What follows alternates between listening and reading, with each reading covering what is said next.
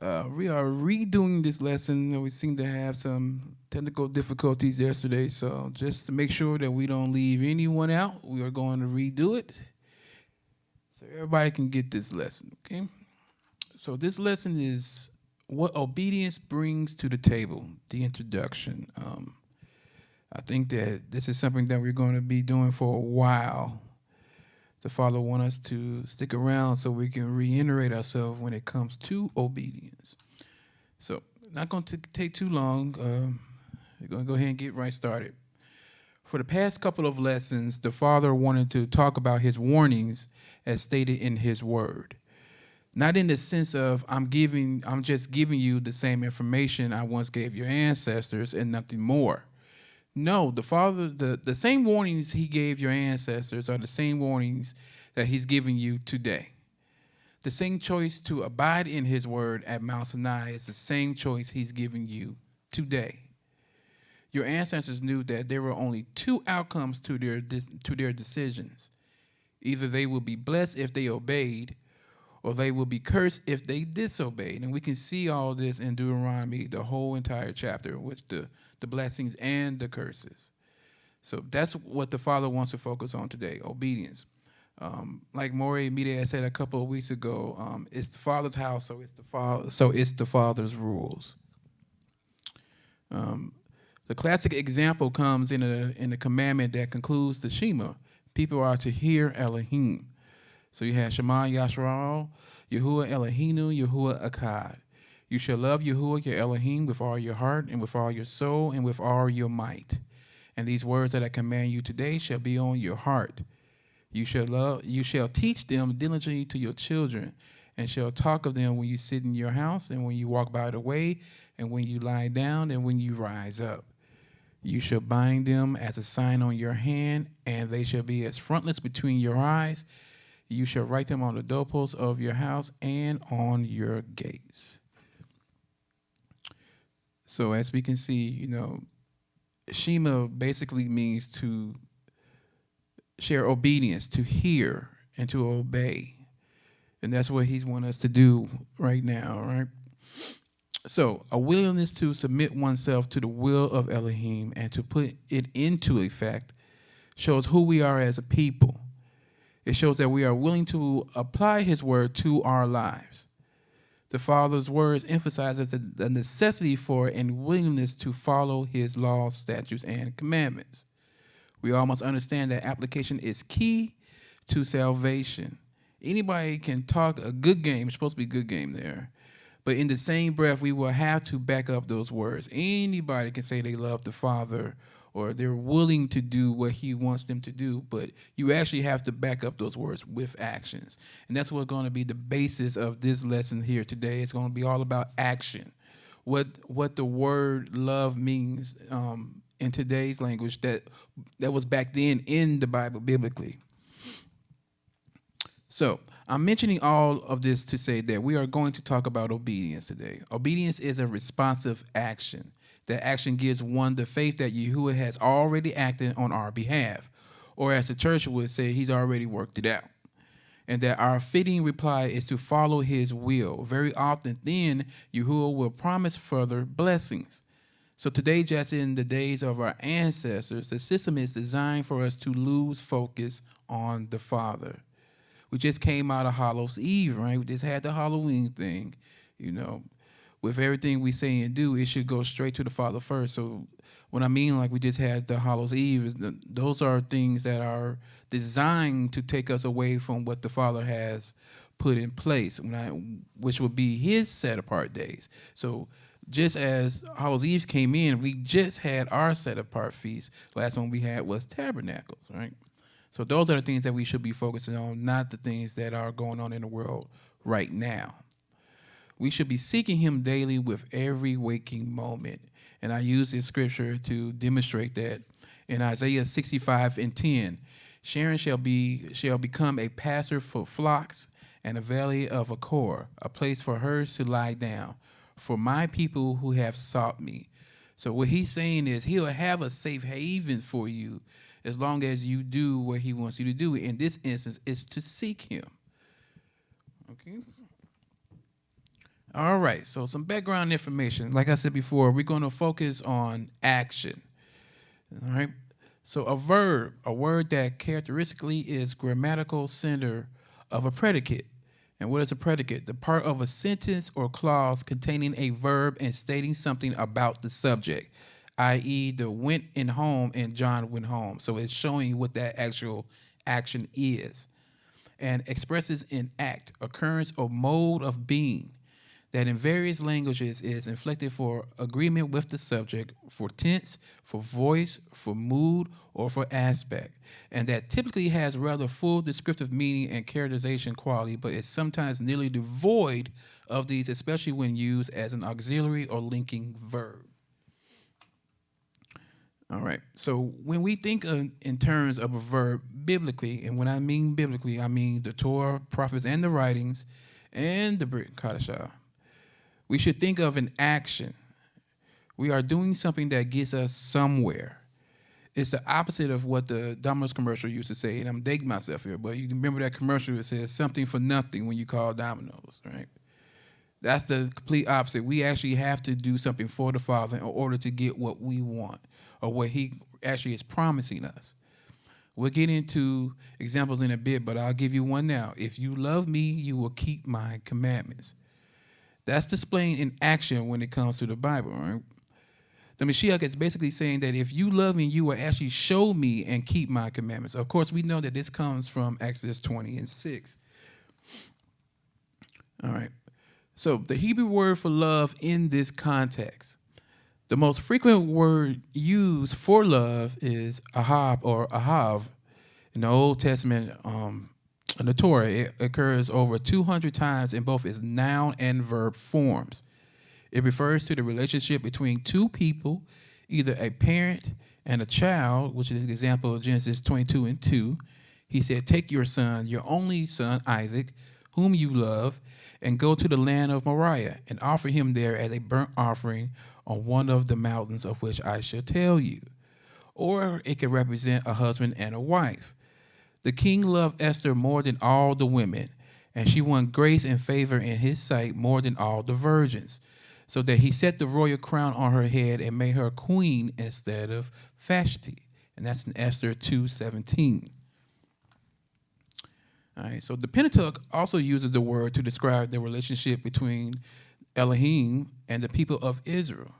So like this, so we just got done reading in Deuteronomy 6:5, commands the people to love Ahav, Yahuah, your Elohim, with all your heart, and with all your soul, and with all your might.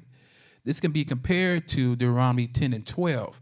And now, Israel, what does Yahuah, your Elohim, require of you?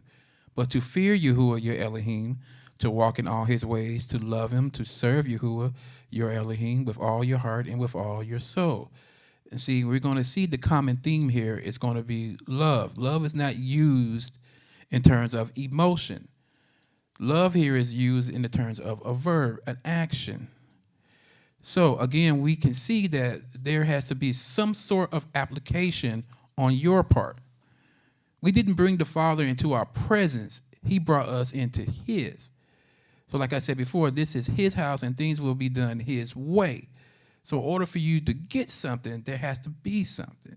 So for the most part, it's not about emotion with the Father, rather application of the commandments that he set up from the beginning. All right. So this is going to keep on with some more examples here. The nation manifests their love for Elohim by following the law. As an example, Deuteronomy 11:1. You shall therefore love Yahuah your Elohim and keep his charge, his statutes, his rules, and his commandments always. Deuteronomy 11:13. And if you will indeed obey my commandments that I command you today, to love Yahuah your Elohim and to serve him with all your heart and with all your soul. You got Deuteronomy 11:22. For if you will be careful to do all this commandment that I command you to do, and here's the word again, loving Yahuah your Elohim, walking in all his ways and holding fast to him. And you have here in Deuteronomy 19:9, provided you are careful to keep all this commandment, which I command you today, by loving Yahuah your Elohim, and by walking ever in his ways, then you shall add 3 other cities to these. So as you can see in all these examples, the common denominator is love in the form of action. He's saying, if you be careful to do what I tell you to do, that's how you showing you love me. All right. So here, Deuteronomy 30:16, if you obey the commandments of Yahuah your Elohim that I command you today, by loving Yahuah your Elohim, by walking in his ways and keeping his commandments, his statutes, and his rules, then you shall live and multiply. And Yahuah your Elohim will bless you in the land that you are entering to take possession of it. So right there, it is pretty much encompassed in this one verse. He's saying that he will keep you and that he will bless you as long as you're doing what? Following his commandments, doing his will. He will bless you. He will multiply you, right? Deuteronomy 30:20. Loving Yahuah your Elohim, obeying his voice and holding fast to him, for he is your life and length of days, that you may dwell in the land that Yahuah swore to your fathers, to Abraham, to Isaac, and to Jacob, to give them. All right. So definitions of biblical love. Again, the word for love in the Hebrew is ahab or ahav. The root of the word is to have an affection for sexually or otherwise, be loved, be like a friend.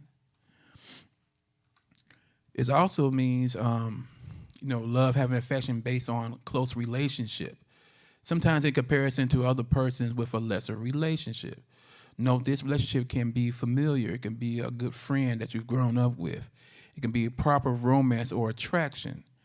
Be loved, liked, i.e., have a desire for an object based in desirability with a focus on preference of one thing over another.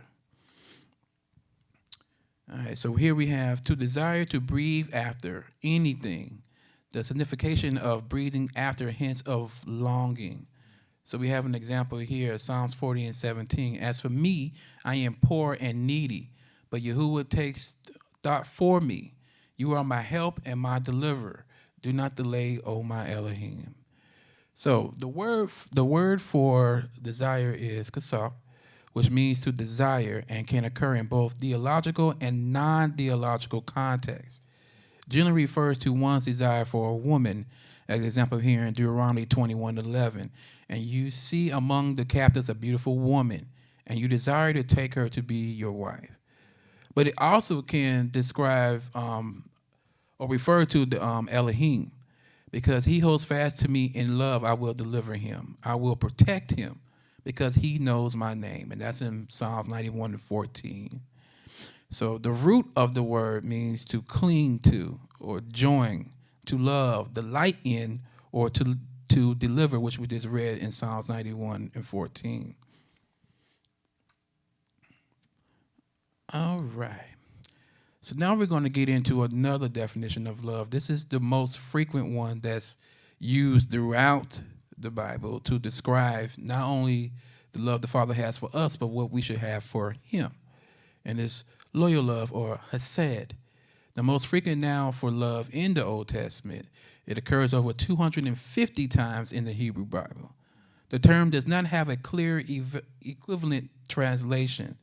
The KJV translates it as loving kindness, while newer translations use steadfast love, which is in the ESV. That's the English Standard Version. That's the version that I mostly use when I do these lessons. The other version would say loyal love, which is a LEB, and that's a Lexingham English Bible. Some translators use mercy, following the Septuagint translation of the Greek word ilios. In context, loyal love refers to two people or groups of people who have previously formed a relationship. It describes an attitude of loyalty between the two, but it also requires some sort of action. And that seems to be the theme that we're going to continue with here. You'd have to have some sort of action in order to get this type of love that you're looking for. And let's go with some examples here in Deuteronomy 7:9. Know therefore that Yahuah your Elohim is Elohim, the faithful Elohim who keeps covenant and steadfast love with those who love him and keep his commandments to 1,000 generations. And we have the most famous example here in Exodus 24:7. That he took the book of the covenant and read it in the hearing of the people. And they said, all that Yahuah has spoken, we will do, and we will be obedient. So as you can see right there, in order to get that type of love that you're looking for from the Father, you have to be obedient to his word. Have to be obedient to the rules that he's putting forth for you to follow. All right. So again, the word for loyal love is hesed, and it means kindness, which is implied towards Elohim, but really opposition, reproof, or beauty, favor, good deeds, kindly, loving, merciful, mercy, pity, reproach, or a wicked thing. All right. So when loyal love is used in reference to people, it represents a type of fidelity or loyalty that leads to action. Promises between two people display this relational dynamic most clearly. For example, David or Dawood used the term as he reminds Jonathan of a previous promise here in 1 Samuel 20:8. Therefore, deal kindly with your servant, for you have brought your servant into a covenant of Yahuah with you. And if you remember what this was when King Shaul wanted to kill David, and David and Jonathan were made a pact so they would actually know if that was the case or not before they would try to go back into King Shaul's presence, right? So it says, servant into a covenant of Yahuah with you, but if there is guilt in me, kill me yourself, for why should you bring me to your father? All right, so loyal love can also refer to acts of mercy or good deeds. That's an example here in Genesis 40:14. Only remember me when it is well with you, and please do me the kindness to mention me to Pharaoh, and so get me out of this house. And y'all know that was Joseph when he was in the dungeon, right? So we also have another example here in Nehemiah 13:14. Remember me, O my Elohim, concerning this, and do not wipe out my good deeds that I have done for the house of my Elohim and for his service. So we see this one little word in terms of loyal love has so many different meanings, but it always means the same thing. It's always showing some type of action in order to get that certain response with someone. All right. So that's what we're saying. This is not something that involves emotion for the most part, but more of an action. It's doing something in order to get something in return. All right. So Hosea indicates people for their lack of loyal love, as in Hosea 4:1. Hear the word of Yahuah, O children of Israel, for Yahuah has a controversy with the inhabitants of the land. There is no faithfulness or steadfast love, and no knowledge of Elohim in the land. So everybody just forgot everything. No one's doing anything in order to make sure that the Father hears them or sees them and gives them that type of love that they want. It's also be described in their practice of swearing, lying, murder, stealing, and committing adultery, as in Hosea 4:2. There is swearing, lying, murder, stealing, and committing adultery. They break all bounds, and bloodshed follows bloodshed. So they disregarded the Father in every aspect, and therefore the Father was not there to give them that type of love that they were looking for. Micah exerts the people to show loyal love through the acts of justice. As an example, Micah 6:8. He has told you, O man, what is good, and what does Yahuah require of you but to do justice, and to love kindness, and to walk humbly with your Elohim. Additionally, the term is used for a human response to Elohim, as in Hosea 6:4. What shall I do with you, O Ephraim? What shall I do with you, O Yehudah or Judah? Your love is like a morning cloud, like the dew that goes away, or that goes early away. And this also can describe an adjective of a loyal person. With the merciful, with the merciful, you show yourself merciful. With the blameless man, you show yourself blameless, and that's in 2 Samuel 22 and 26.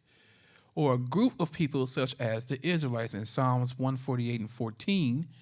He has raised up a horn for his people, praise for all his saints, for the people of Israel who are near to him. Praise Yahuah. And again in Psalms 149 and 1, praise Yahuah. Sing to Yahuah a new song, his praise in the assembly of the set apart. So again, they're looking for some type of reaction from the Father, but first they have to give him something.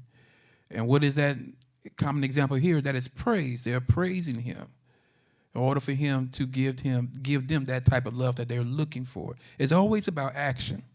Everything that it is about action. So this love goes a long way as long as you apply something to it, right? With all the definitions of love and the scriptures that we've read thus far, I want you to think about this. What do you think is the common theme that we see developing here? So think about that as you finish watching this lesson. All right, so for loyal love, we're going to continue with it. The term holds similar meanings when used in reference to Elohim. Elohim's loyal love, or hesed, protects and sustains life. If Yahuah had not been my help, my soul would have lived in the land of silence. When I thought my foot slips, your steadfast love, O Yahuah, held me up. And that is in Psalms 94, 17 and 18. So basically what that is saying, or what Dawood is saying, is that just the mere thought of the Father held him up and protected him. That was another action right there, even if it's thinking of the Father. In your steadfast love, give me life, that I may keep the testimonies of your mouth. Psalms 119:88. Psalms 119:149. Hear my voice according to your steadfast love, O Yahuah. According to your justice, give me life. And then we have Psalms 119:159. Consider how I love your precepts. Give me life according to your steadfast love. All right. At times, this love can also offer protection from enemies, as in Psalms 143 and 12. And in your steadfast love, you will cut off my enemies, and you will destroy all the adversaries of my soul, for I am your servant. Elohim's loyal love also stands in contrast with his wrath. For example, Micah uses the term in describing Elohim relenting from his wrath and offering forgiveness. Example, Micah 7 and 18. Who is an Elohim like you, pardoning iniquity and passing over transgression for the remnant of his inheritance? He does not retain his anger forever, because he delights in steadfast love. So right there, that shows you the Father acting as a father to a son or a parent to a child. Even though he's mad, it's only for a season. He's not going to stay mad at you. Just like he's showing you the type of love that he wants to have for you, in action in there, right? And we're going to see that coming up in a second. All right, so the Old Testament frequently calls Elohim slow to anger and great in his love. Yahuah passed before him and proclaimed Yahuah, an Elohim merciful and gracious, slow to anger, and abounding in steadfast love and faithfulness. And in Exodus 34, 6-7, keeping steadfast love for thousands, forgiving iniquity and transgression and sin, but who will by no means clear the guilty, visiting the iniquity of the fathers on the children and the children's children to the third and fourth generations. So he will forgive iniquity, transgression, and sin. All right. So that anger does not last forever, but he will not clear the guilty. So he is still acting as a father. He will forgive you, but he's not going to relent on that punishment for disobeying him. All right. Yahuah is slow to anger and abounding in steadfast love. We read that one. No, we didn't. Forgiving and steadfast love, forgiving iniquity and transgression, but he will by no means clear the guilty, visiting iniquity of the fathers to the children, to the third and fourth generation. That's in Nehemiah 14 and 18. And rend your hearts and not your garments. Return to Yahuah your Elohim, for he is gracious and merciful, slow to anger and abounding in steadfast love, and he relents over disaster.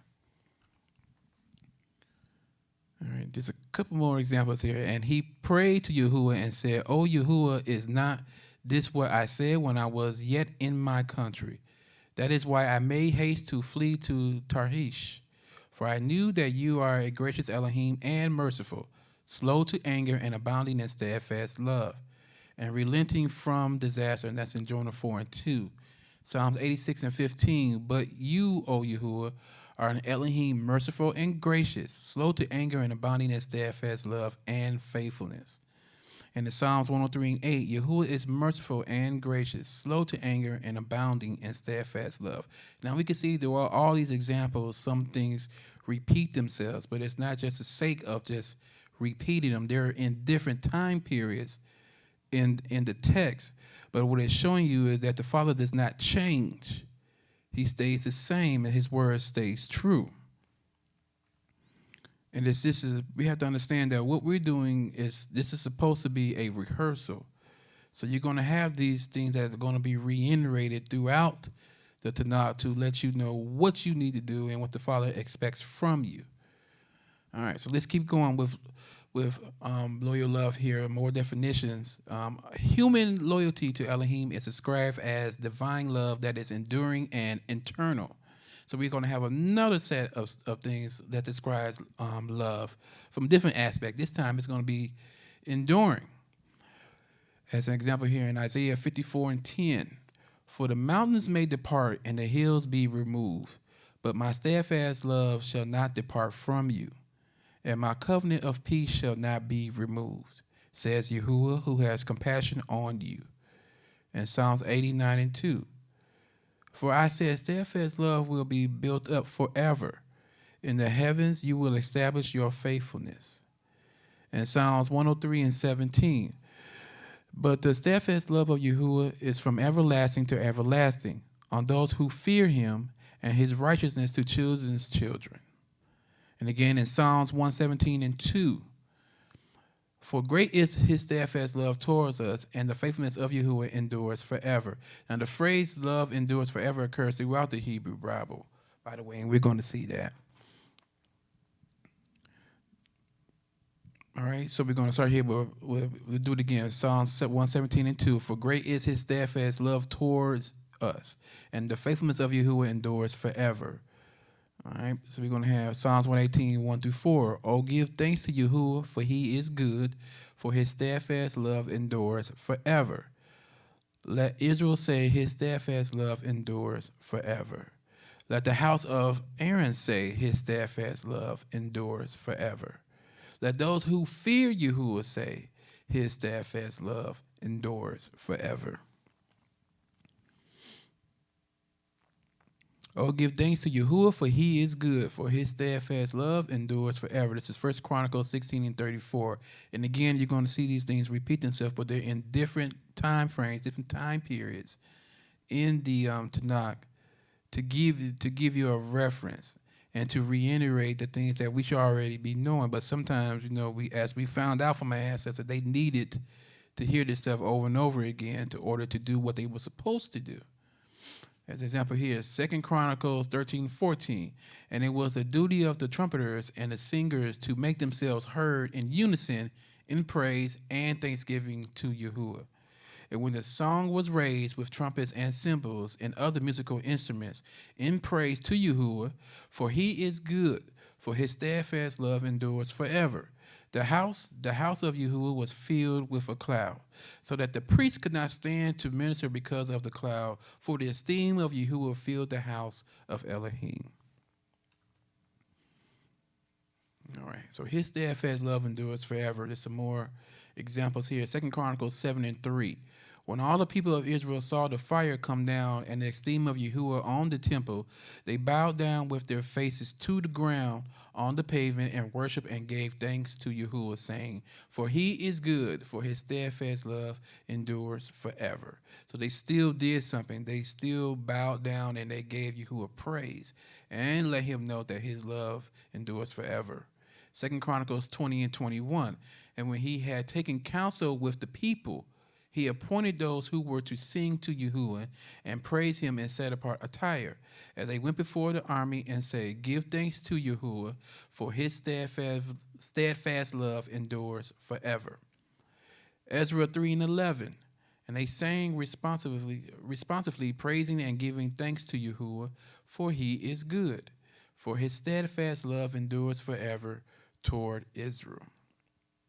So, the Father's enduring love lays a foundation for his conventional promises. This is frequently connected with three of the main covenants that we know of today. We're only going to look at three of them today. But someone asked a question yesterday, and they asked, and just to clear up some stuff, we're going to see what is a covenant first, okay?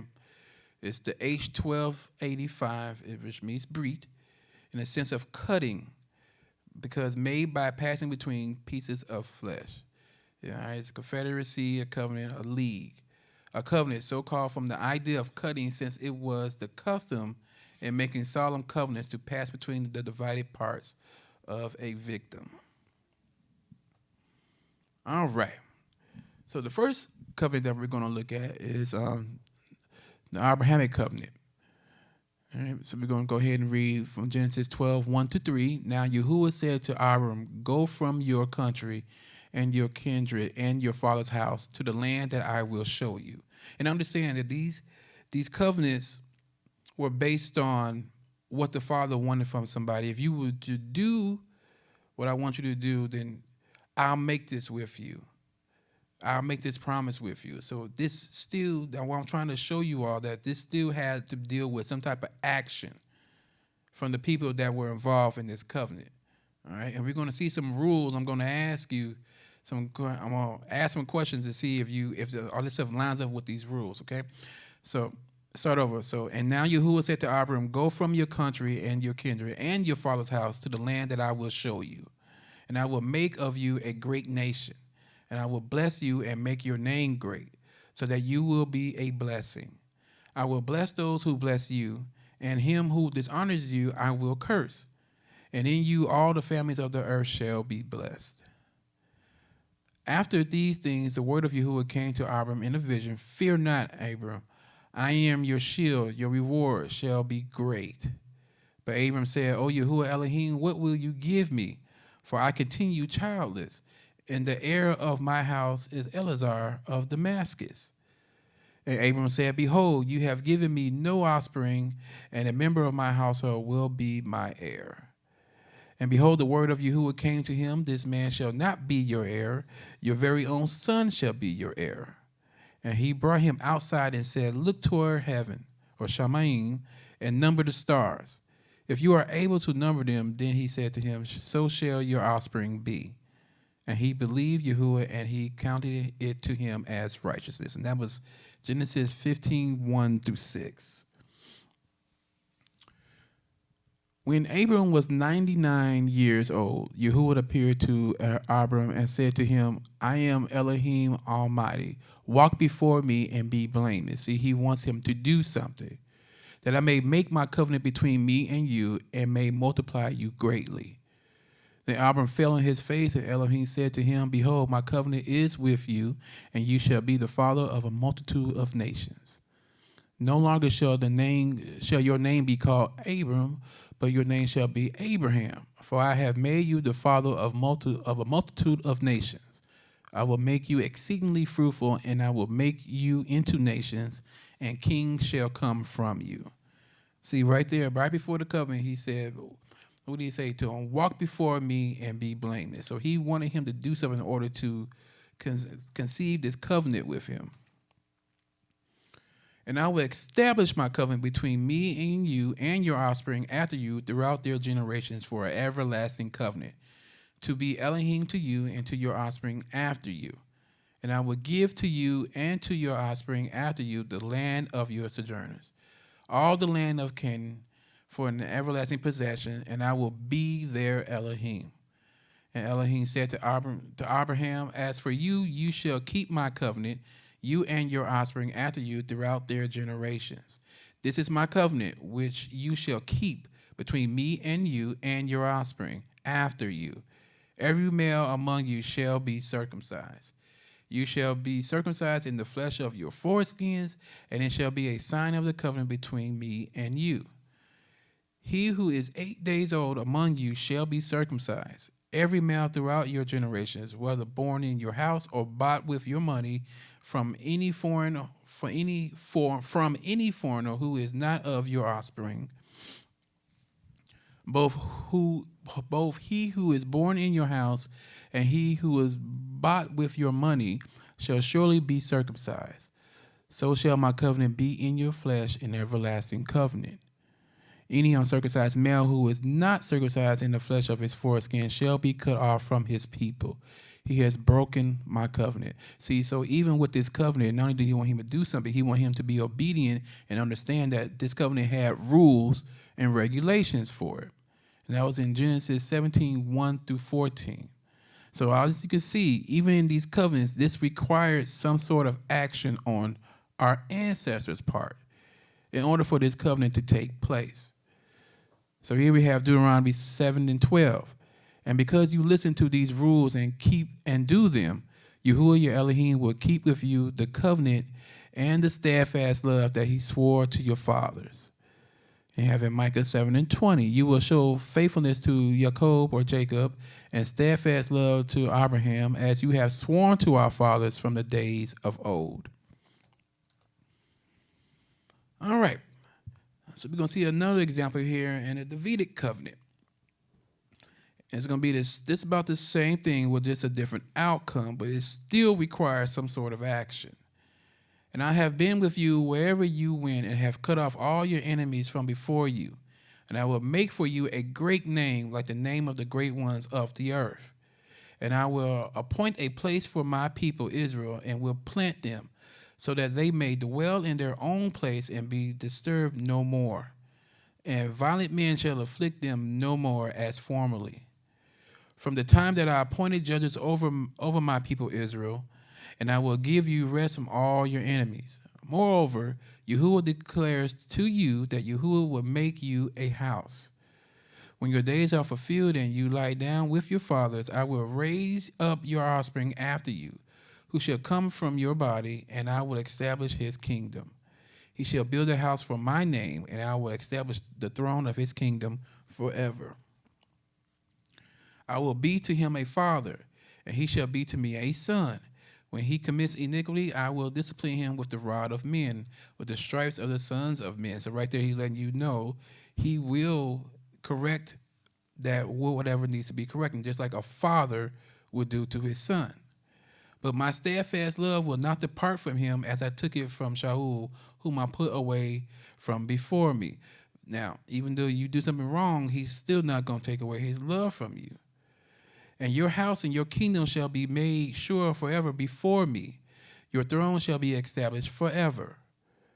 In accordance with all these words and in accordance with all this vision, Nathan spoke to Dawood or David. And that's in 2 Samuel 7, 9 through 17. I will be to him a father, and he shall be to me a son. I will not take my steadfast love from him, as I took it away from him who was before you. They're saying the same thing over again that he said before, and this was in 1 Chronicles 17 and 13. He's going to discipline you just like he would do, just like a father would do his child. But that does not mean that he doesn't love you and that he still wouldn't be there for you. All right, so the other covenant we had was the Mosaic covenant, and we all know that one is, that is. And in the end of the 40 days and 40 nights, Yahuah gave me the 2 tablets of stone, the tablets of the covenant. That's in Deuteronomy 9 and 11. So it's the 10 commandments, right? It's in Deuteronomy 14 and 13. And he declared to you his covenant, which he commanded you to perform. That is the 10 commandments. So we already know that definitely had to do something with action, right? So Exodus 15 and 13, you have led in your steadfast love the people whom you have redeemed. You have guided them by your strength to your set apart abode. These conventional structures form a relationship similar to that between a father and a son, or in the case of the Ten Commandments, a husband and his bride, which requires some type of reciprocal response to Elohim's loyalty. In this view, the people will enjoy loyal love, said, as long as they maintain a relationship with him. All right, so here, the love that Elohim commands from Israel is not primarily a matter of intimate affection, but is to be expressed by obedience to Elohim's commandments, serving Elohim, showing reverence for Elohim, and being loyal to Elohim alone.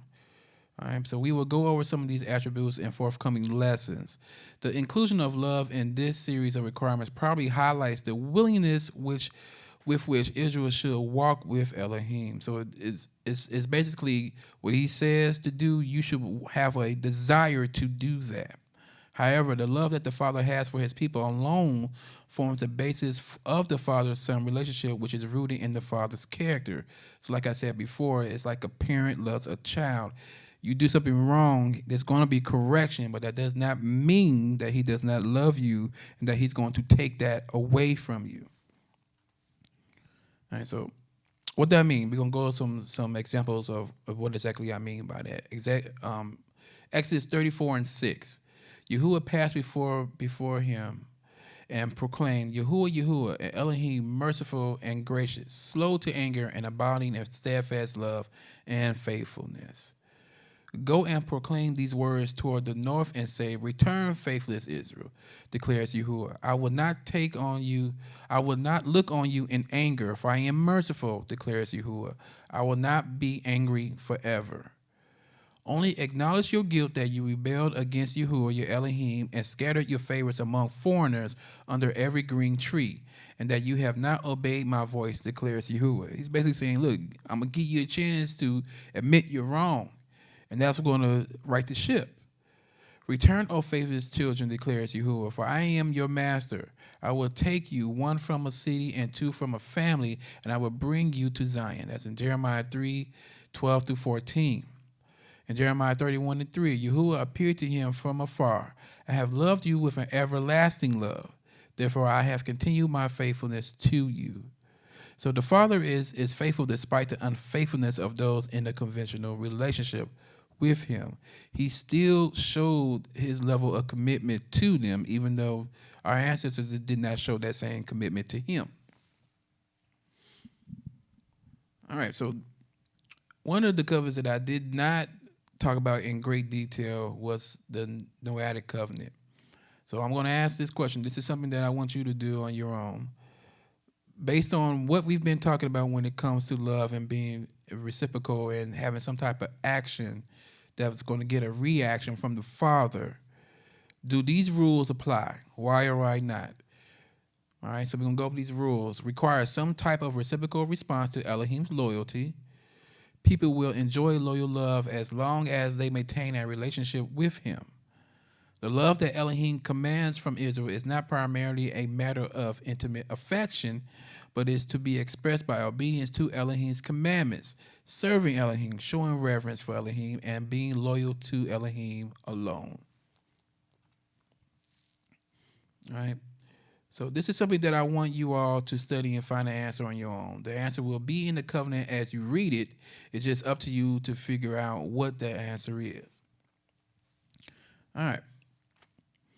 The same thing I want you to do for the Adamic covenant. All right. So we're gonna that actually starts in Genesis 3:15 through 21 and 23. Remember to use the rules in order to come up with the answers. All right. So fun fact time. Answer this question by yourself. Which is the correct description of Noah? Is it the one on the left or is it the one on the right?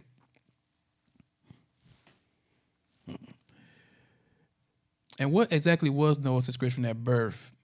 So that can be found in the book of Enoch, chapter 105, page 291 in the Sefer. All right. And after some days, my son Methuselah took a wife for his son Lamech, and she became pregnant by him and bore a son. And his body was white as snow and red as the blooming of a rose.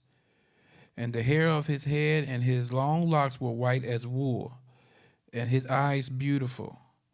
And when he opened his eyes, he lighted up the whole house like the sun, and the whole house was very bright. Now, notice the description at birth is continued, and thereupon he arose in the hands of the midwife and opened his mouth and conversed with Yahuah of righteousness. So he was already talking as soon as he was born. And his father Lamech was afraid of him and fled and came to his father Methuselah. And he said unto him, I have begotten a strange son, diverse from and unlike man, and resembling the sons of the Elohim of heaven, or Shamayim. And his nature is different, and he is not like us. And his eyes are as the rays of the sun, and his countenance is glorious.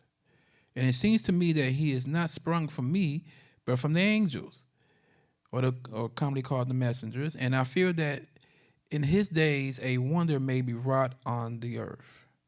And now, my father, I am here to petition thee and implore thee that thou mayest go to Enoch our father and learn from him the truth, for his dwelling place is amongst the messengers, commonly called the angels. Now, there's another place that this actually comes from, and it's found in the Dead Sea Scrolls. Right? And so this is just bits and pieces of it, but it really puts together what was said in Enoch. So just in case you read, you need to learn how to read where this is in the Dead Sea Scrolls. You can read at the bottom here. We have 1Q, and that means the first cave. And then it has GEN, which stands for Genesis, and AR means that it was translated from the Aramaic.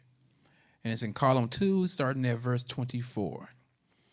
And he said to Enoch, his father, O my father and sovereign, to whom I have come.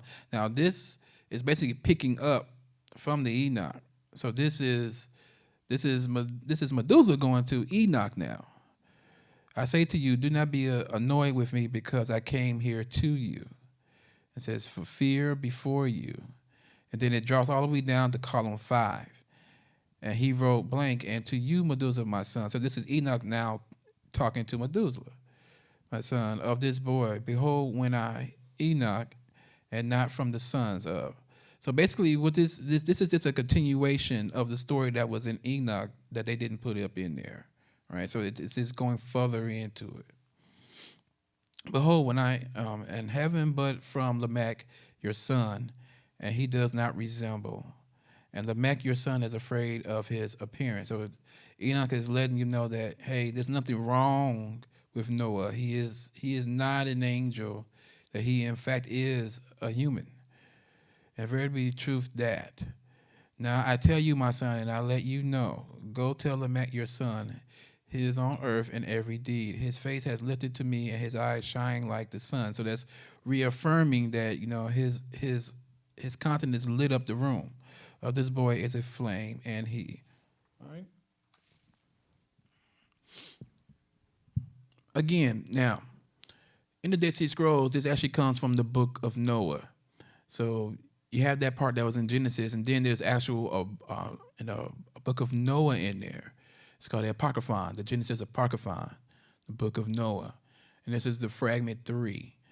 All right, so it starts on verse 2, we're astonished. Not like the children of men, the firstborn is born, but the glorious ones. His father and when Lamech saw the chambers of the house like the beams of the sun to frighten him. So basically, again, this is reaffirming what the other two were saying, that, Lamech was scared of him because, he didn't look like him, and that his countenance lit up the room. So it's just more affirmation about what they was actually saying and the actual description of Noah.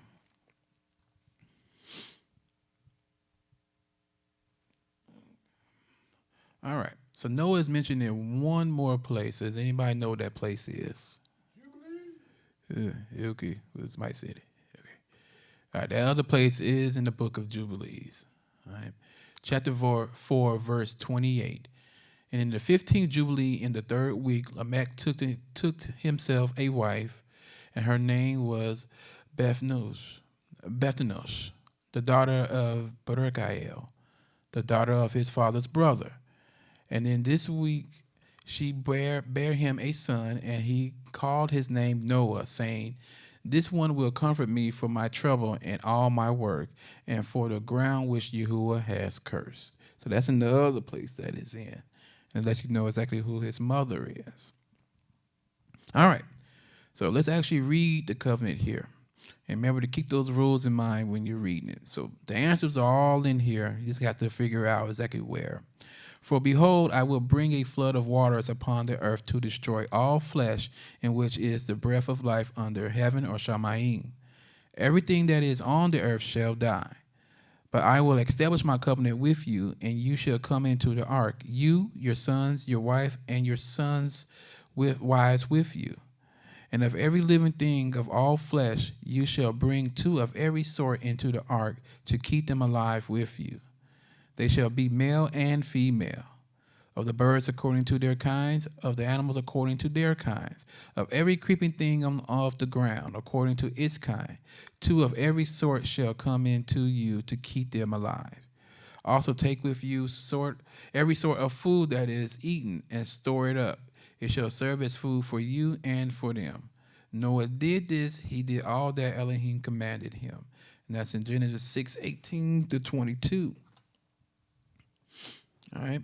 "Behold, I establish my covenant with you and your offspring after you, and with every living creature that is with you, the birds, the livestock, and every beast of the earth with you. As many as came out of the ark, it is for every beast of the earth. I establish my covenant with you, that never again shall all flesh be cut off by the waters of the flood, and never again shall there be a flood to destroy the earth. And Elohim said, This is a sign of the covenant that I make between me and you and every living creature that is with you for all future generations. I have set my bow in the cloud, and it shall be a sign of the covenant between me and the earth. When I bring clouds over the earth and the bow is seen in the clouds, I will remember my covenant that is between me and you and every living creature of all flesh. And the water shall never again become a flood to destroy all flesh. When the bow is in the clouds, I will see it and remember the everlasting covenant between Elohim and every living creature of all flesh that is on the earth. Elohim said to Noah, This is a sign of the covenant that I have established between me and all flesh that is on the earth. That's in Genesis 9:9-17. So you got your answer in there. All right, now just remember, these are the rules that apply. You need to ask yourself the question, does it require some sort of reciprocal response from Elohim's loyalty? People will enjoy loyal love as long as they maintain a relationship with him. The love that Elohim commands from Israel is not primarily a matter of intimate affection, but is to express by obedience to Elohim's commandments, serving Elohim, showing reverence for Elohim, and being loyal to Elohim alone. I can tell you the answer is in there. There is a yes and there is a no. All right. Now, so with this covenant, Yahuah promised not to judge the man with a flood anymore. Instead, the next judgment will be with fire. All right. So this whole covenant was about judgment. And we also have to remember that this covenant wasn't just made with Noah, but for all mankind, as well as every living creature that was with Noah. All right. So I got one last question that I want you all to think about. What would be an instance of the Father showing enduring love today? While you think about that, let me give you my answer. I said, what about the fact that the Father opened up your eyes to this truth? Let's be honest, he didn't have to do that at all, did he? He could have left you or I in the dark like he has for millions upon millions of people worldwide today. The fact that he wants you to know who he is and who his son is an abundance of steadfast love right there. Just like your ancestors of old, the Father has chosen you to receive his word, to accept it and be obedient to it. This is in order for you to show him you love him just as he's shown you his love. The bad thing about it is that for many of us, even in this walk, we act like the Father is asking us to perform miracles in the middle of the town square somewhere. Like he wants us to move mountains with our minds. See, the thing is, the opportunity for salvation does not and will not come to many, but only a few, solely for the lack of application, solely for the reason that people want to do things on their time and not the Father's time. Because it's all about application.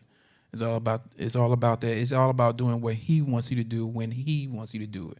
Remember, it's his house, so therefore it's his rules. All right. So that is the lesson. If you got any comments, concerns, you can write them down. I will probably get back to you as soon as I can. Okay. Right now, this is Moreh Chanan saying Shabbat Shalom.